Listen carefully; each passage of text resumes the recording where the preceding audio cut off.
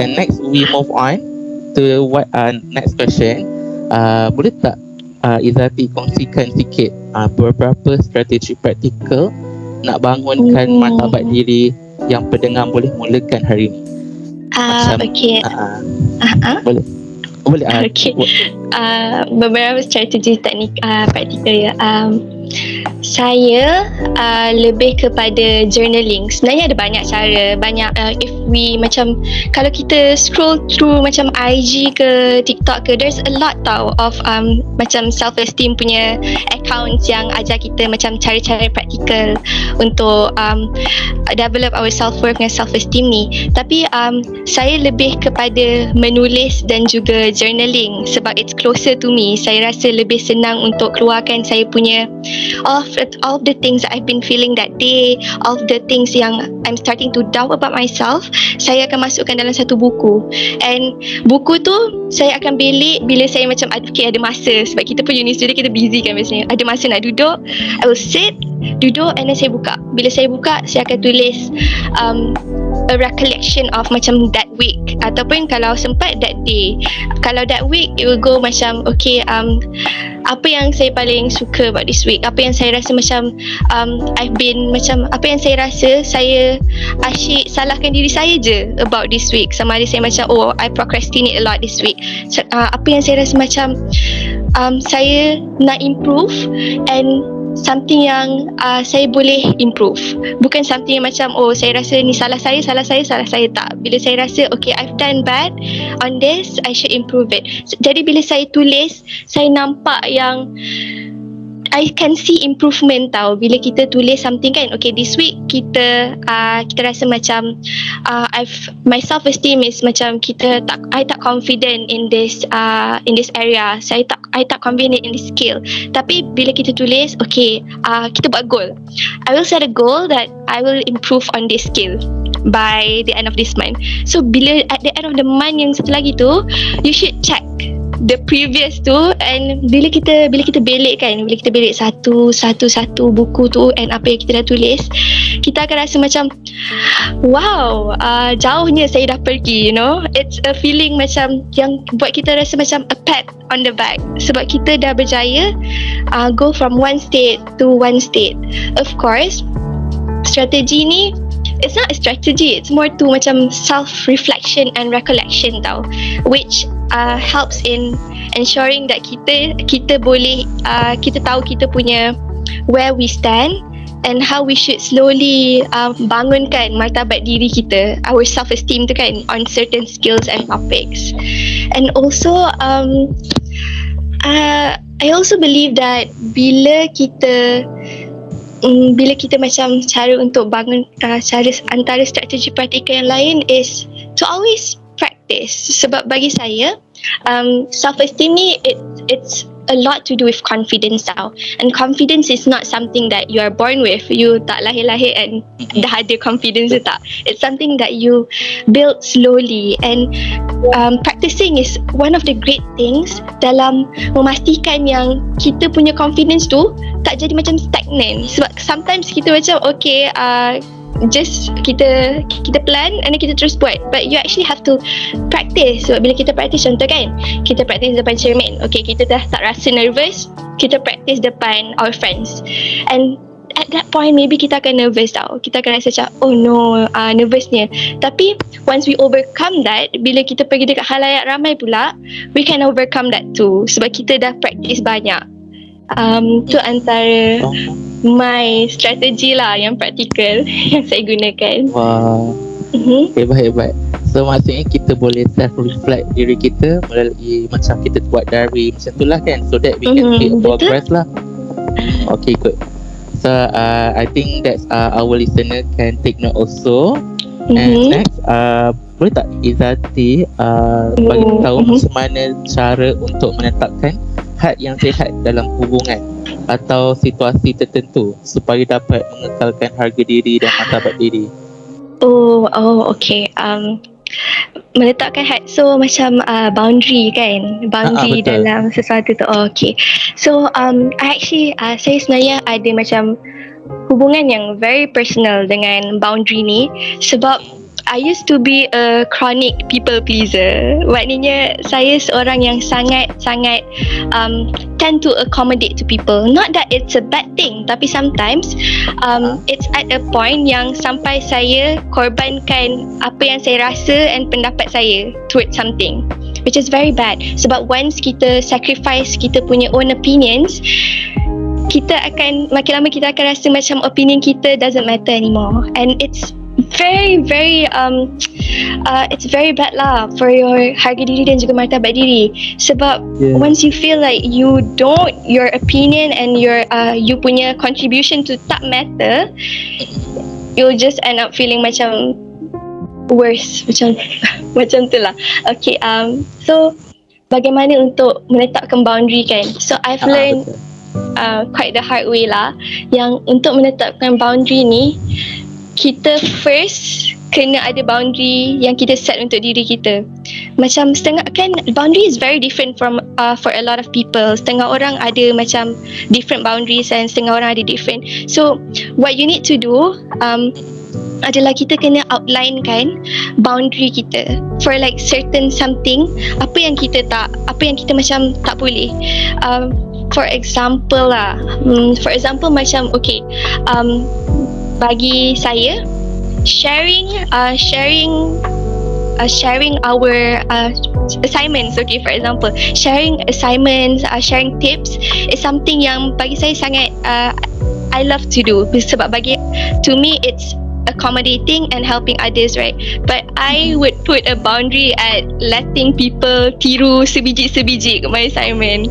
I hate that a lot. So it's something that I put a boundary against. So when you make it clear that okay, this is my boundary, and I would not let people go across it. So bila kita ada boundary yang kita dah outline, kita kena communicate to people. Kita kena bagi tahu dia orang yang okay, sorry, saya hanya I can only provide you this, and this is for my own good and I'm not gonna go beyond it. Sebab kita dah set dekat diri kita, and we need to make sure that people respect it lah. Kalau contoh diorang tak respect it and diorang nak juga go across that boundary, then I suggest to not be in that person's circle anymore to me.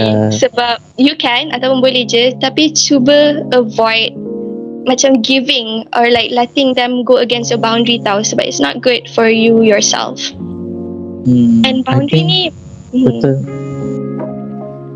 I think also I think I'm also a people pleaser also. Because I tend to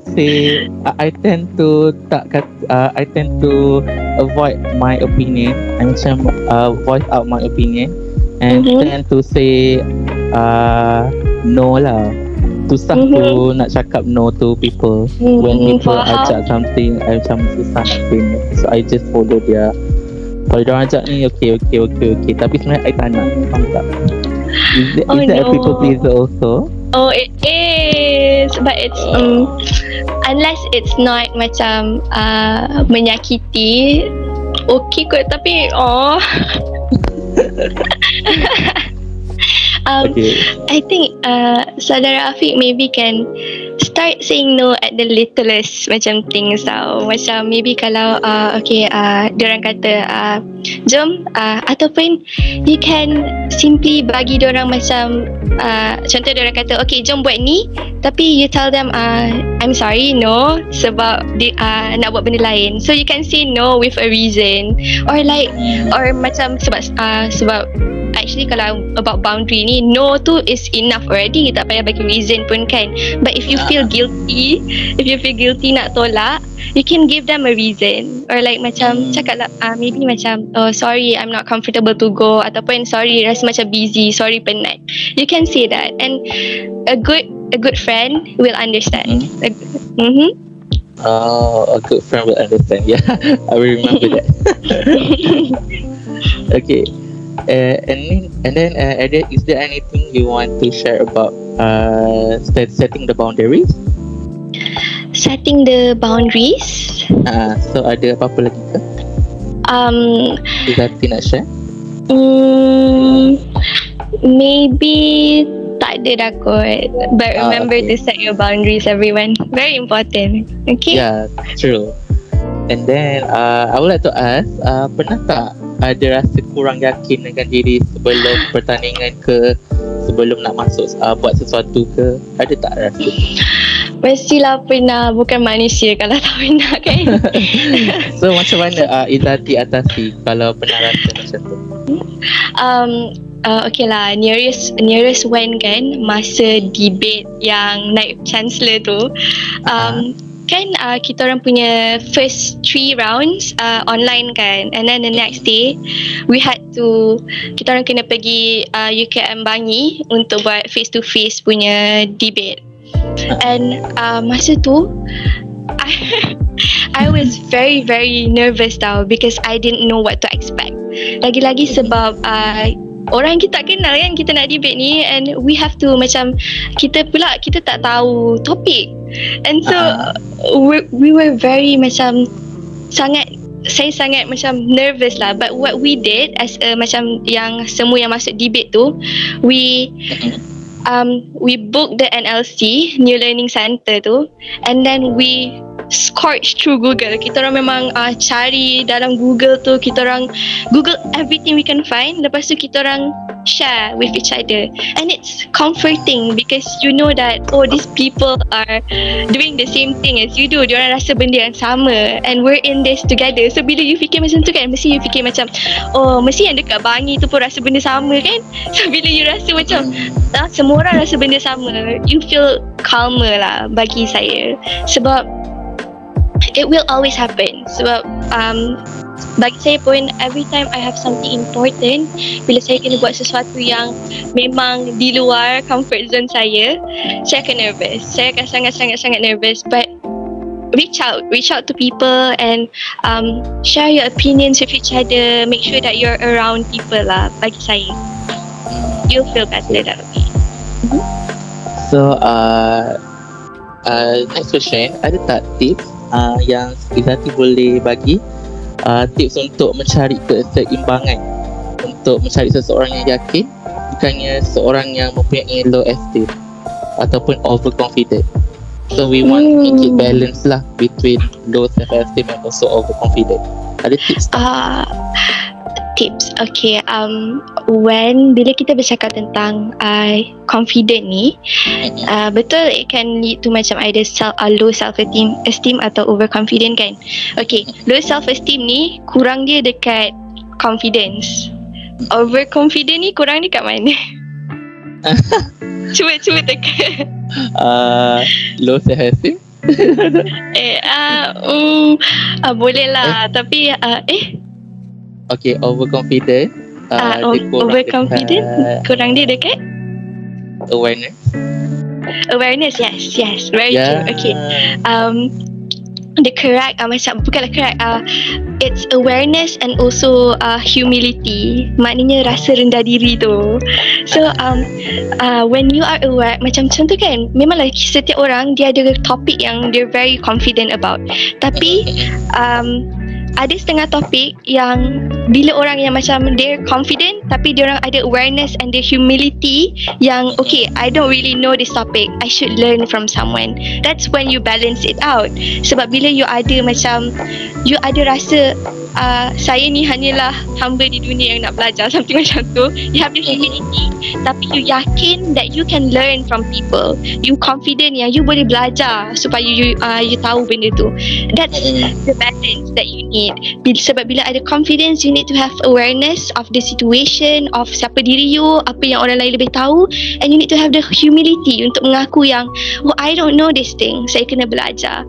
And that's how you have the balance lah between those. Betul. So maksudnya awareness of the surrounding and also rasa rendah diri lah kan. Yes, to make it balance between those and also overconfident. Okay, next saya ada soalan juga, nak tanya, boleh tak share lowest point dalam kehidupan you and how you go through with it? Lowest point in my, okay, kan saudara Afiq ada nyatakan yang saya ada masuk Malaysia Future Leader School tu kan. Ya, betul. And masa Malaysia Future Leader School tu, it was bayangkan kita orang 250 orang, and it was from all over Malaysia tau. And it was focused on belia yang leadership, belia leadership. So you can imagine betapa orang-orang dekat sini adalah orang yang sangat outspoken and sangat macam confident. Diorang they have ranges lah, macam ada yang macam overconfident, ada yang confident, ada yang macam senyap je, something like that. Tapi at that point kita akan start rasa macam dunia ni terlampau luas untuk kita. Sebab you rasa macam there's so many people and they are so skilled. They have much more knowledge and confidence from you kan. And masa dekat situ, I was very macam lost as to what actually I'm good at.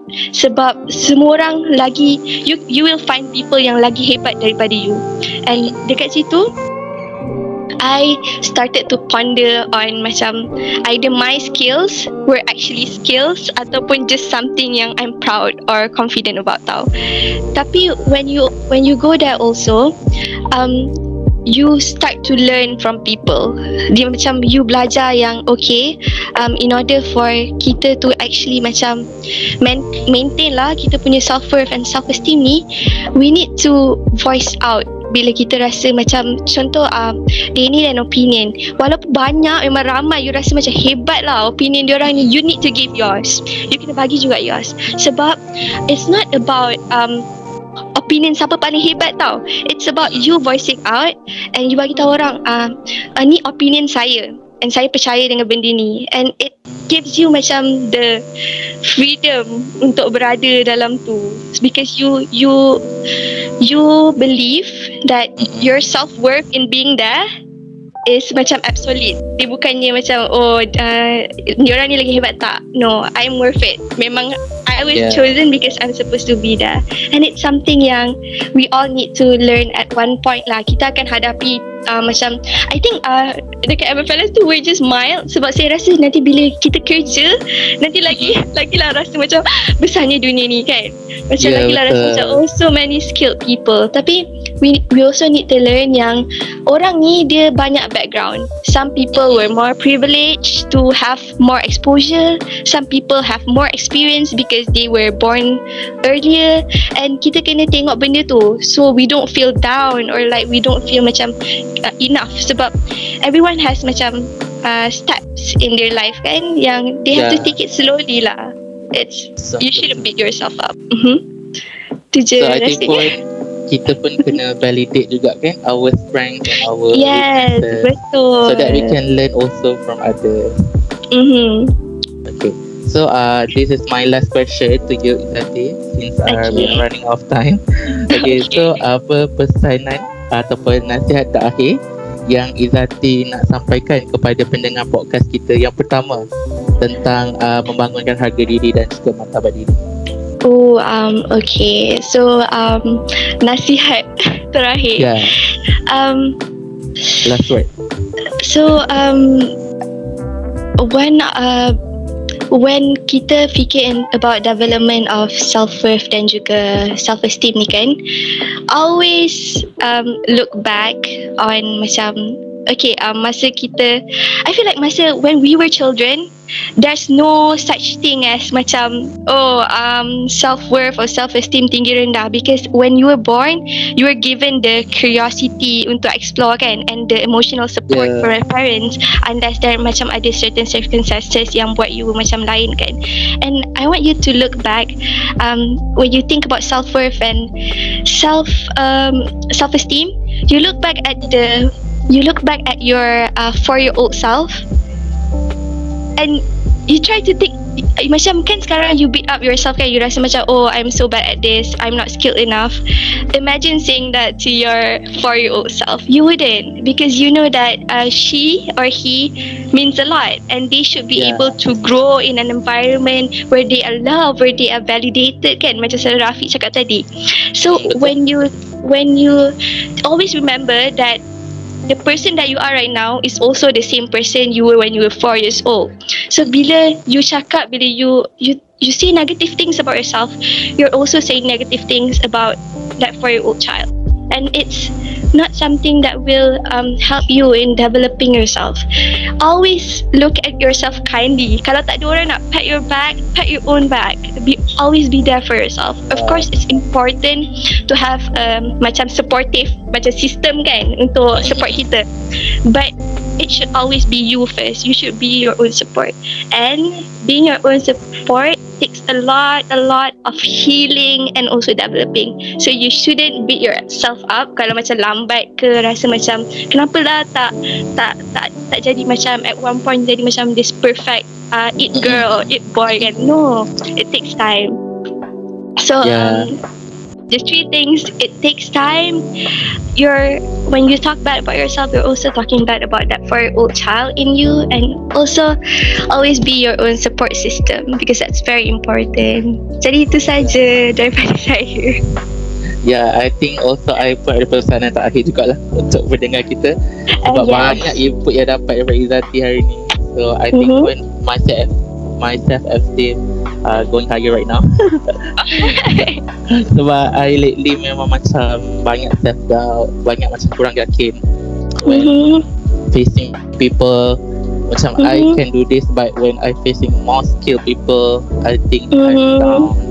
I'm not good as them. So I think at first maybe you can macam kalau you macam buat bad kan in that particular things, macam exam ke clinical ke, so you just let it go and you take a rest first, and you just clarify ataupun macam analyse balik and improve from there lah. So just take a rest, take a break first, and you can improve after that. So I think banyak yang kita dah belajar pada hari ini, kita dapat input daripada hari ini. Harap pendengar semua dapat take note apakah tips-tips yang diberikan Izzati dan saya sebentar tadi. Ini adalah podcast KKS yang pertama, membangunkan harga diri dan martabat diri. Sekian daripada saya, sekian sahaja daripada saya. Terima kasih saudara Izzati kerana join podcast kita. Terima kasih saudara Afiq. Bye.